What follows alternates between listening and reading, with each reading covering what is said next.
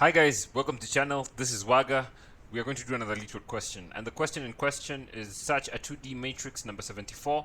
You're given a matrix where the numbers are increasing in every row, and the first number of each row is greater than the number of the row after it, right? So for example, we have 1 3 5 7 increasing and 1 10 23, right? So going down it increases and going right it increases, but it's not guaranteed that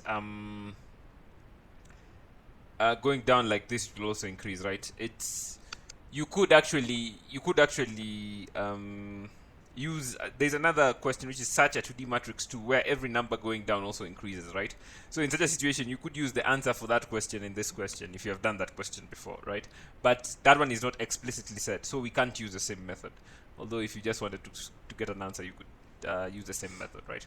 So what we could do here is first we check it's pretty straightforward, right? We could just check if the length of the matrix is... We check if the length of the matrix is 0. That's the first thing we do. And if that is the case, we just want to return false because there's nothing here, right? And after that, we set our row and our column and remove pointers and remove them along. And the row is supposed to start at 0.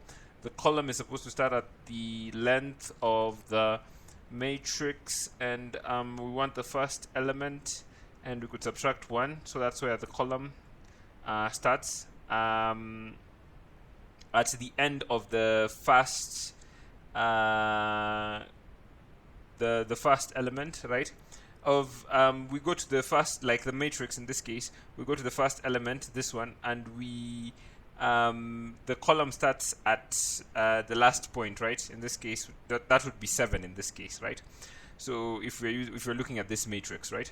So what we want to do now is we want to loop through, and we want to loop through while we could have a while loop, and we check that our row is less than the length of the matrix, right? And our column, basically we ensure that they're all valid, right? Our column is greater than or equal to 0 because we'll be reducing our column progressively, right?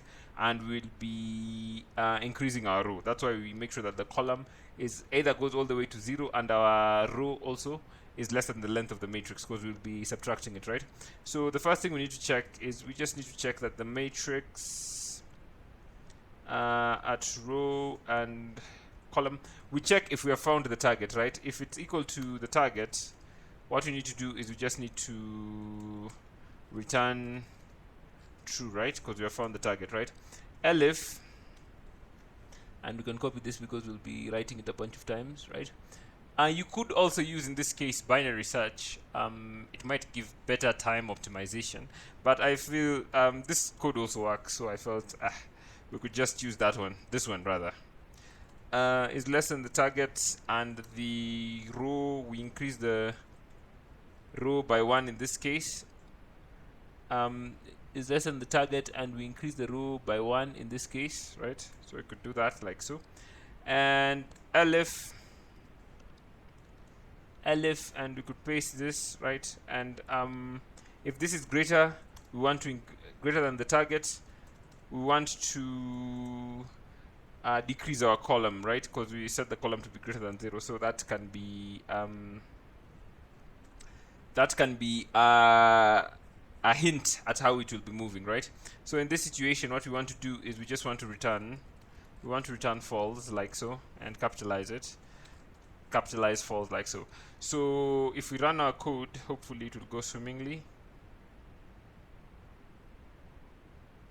It's accepted, and if we submit it, it's accepted, right? So basically that, right?